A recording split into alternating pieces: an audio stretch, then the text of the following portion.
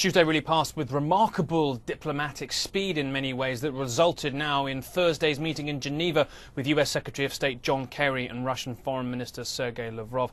It began with the French introducing their own resolution trying to capitalise on Syria's seeming interest in handing over its chemical weapons. Their resolution containing, though, many things that the Russians and certainly Syrians weren't going to like. The condemnation of the regime for the attacks of the 21st of August, the suggestion there would be, quote, serious consequences if Syria didn't keep to a brisk timeline for handing over its chemical weapons, and also the suggestion that those behind the attacks should face international justice at The Hague. The Russians reacted, calling emergency consultations of the UN Security Council for 4 o'clock on Tuesday afternoon. It seemed to introduce their own version of a text. But suddenly, diplomats saying the Russians cited changing circumstances and cancelled the own meeting that they've called.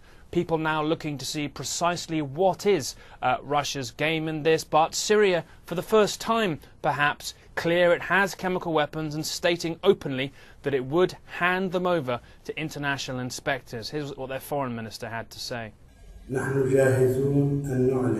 We are ready to disclose the location of the chemical weapons, to stop the production of chemical weapons, and also to show these facilities to representatives of Russia, other states, and the UN.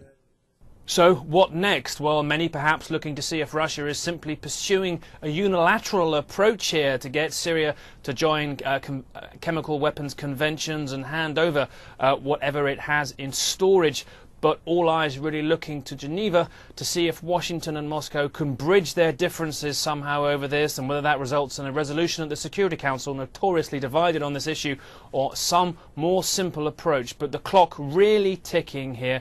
The US clearly not with infinite patience for this process, and many asking how possible really is it to take these delicate chemical weapons, entirely hazardous, through a civil war zone that's been raging brutally for over 2 years, and then dispose of them safely.